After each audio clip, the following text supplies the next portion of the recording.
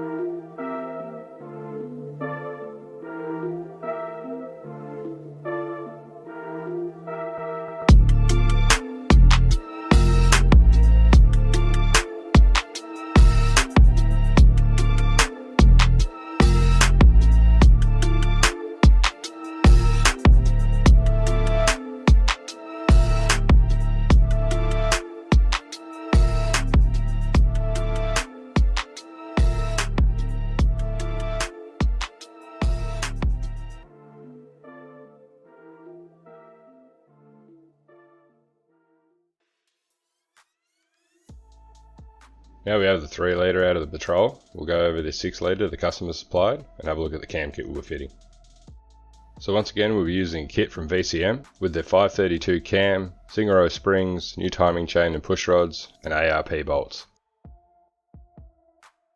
So the next thing I need to do is get this motor stripped apart. So I got Scotty to come over and strip this motor down for me. I'm not going to bother showing the cam kit getting fitted this time, since you've seen that in the part 1 of the Patrol series. But now it's apart, we can fit the cam kit I've got laid out here. I also picked up a brand new Melling high pressure oil pump and the new modified sump. So I got Scotty to fit the new cam, springs, timing chain and oil pump. Just waiting on gaskets now. When they come I'll get him to put all the covers on and it'll be ready to put in. But before that we've got to drill the engine mounts, move the fuel lines and a few other bits and pieces.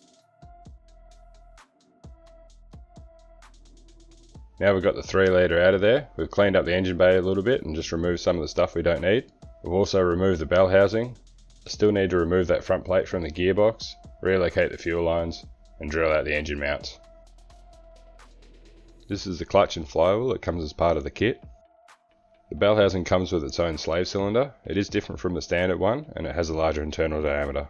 The kit also comes with a new master cylinder and line, along with a heat shield and 2 engine mount brackets. I mentioned this in the last video, but these are different left to right, so you just need to make sure you get them on the right side.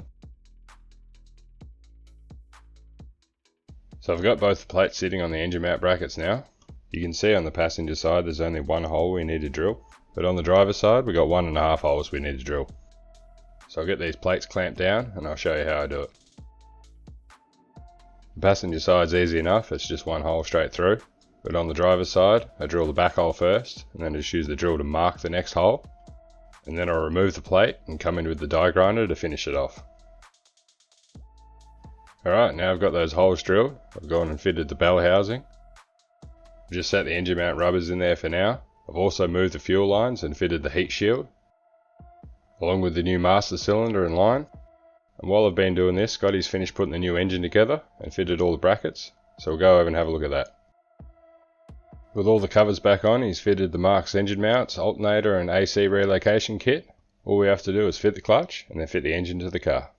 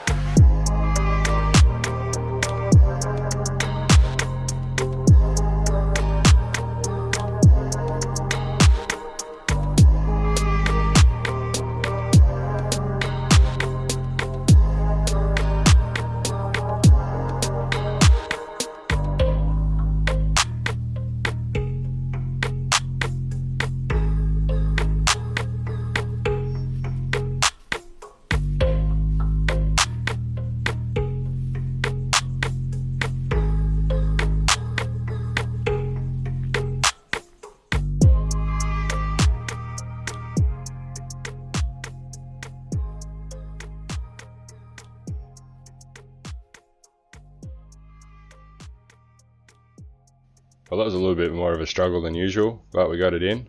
As long as you use the adapter to line up the clutch, you know everything will be fine. And this is where I'd usually end the video, but this time, since you've seen it all in the Silver Patrol series, I'm going to jump straight to where we got it running. If you haven't seen the Silver Patrol series, I'll link it up in the top right hand corner, and since I covered most of it there, I'm just going to go over the main differences with this one being a manual. Along with those differences, I'm also running this one with a cable throttle body, and I'll show you how I went about doing that. But for now, I'll get Scotty to start it up for us, so we can see how it sounds.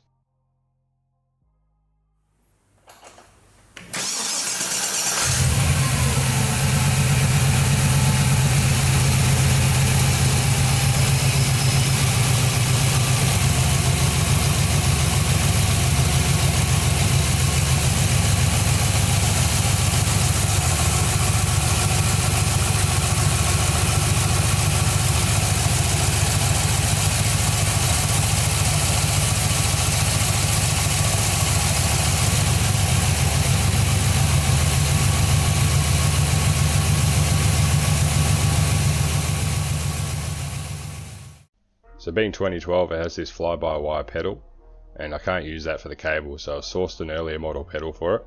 So if you're doing an earlier model with an Ls1, you'd have to do this. You remove the fly-by-wire unit from this pedal, and you'll have to drill a hole in the mounting bracket for the cable to feed through. As for the cable, I'm just using one for a VN 5 litre. Here's the part number if you need it. So I'll remove that sensor and drill a hole and show you what it looks like. So the hole that I've drilled just needed to line up with the arm for the throttle pedal, and the hole in the top is the perfect size for the clip that comes on the VN 5 litre cable. If you're unsure where to drill this hole, you can bolt it in the car and mark it from the back side through the hole in the firewall. So with this end sorted out, we'll bolt it in the car and we'll move on to making a bracket for the throttle body. I've got the cable on the throttle body and on the throttle pedal, and I'm just pulling the slack out of the cable to see what position it needs to be in to make up this bracket. I just made a simple bracket that bolts on top of the manifold with the first two bolts, with an arm off that for the cable to mount to. If you're going to run an Ls1, you just use the stock bracket that comes on the manifold. Now moving on to the wiring, we'll start with the gearbox loom. Since it was a manual, we're going to retain most of this, and if it was an earlier model, these two wires here would be for the coolant and the oil pressure. And if you're running an early Ls1 alternator, you'd keep this wiring from the 3 litre alternator. So I'll get the exposed section wrapped up and we'll fit it back to the car. So we're going to run this 6 litre off an Ls1 computer, and the way we do that is run it through a Lingenfelder crank signal converter. The reason we do this is to run the cable throttle body, and the only other 3 wires we need to hook up is ignition, tacho and the fuel pump. All that's left is to get the tacho and the coolant temp sensor working.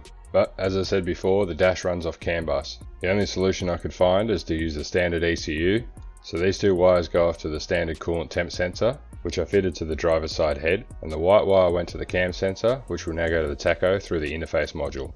And then the rest of the stock ECU loom just gets plugged back into the body harness. The stock 2-wire sensor from the 3 litre just goes straight into the head, you don't need an adapter. And that's it for the wiring, it's ready for the dyno.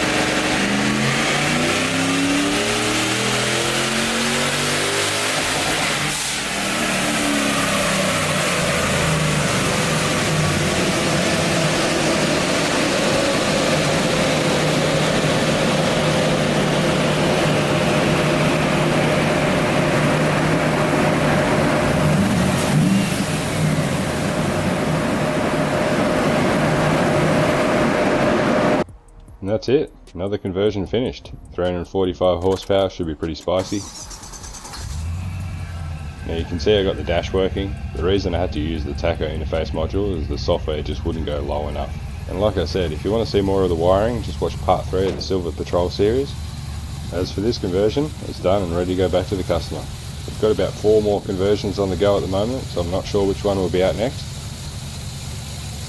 But as always, thanks for watching.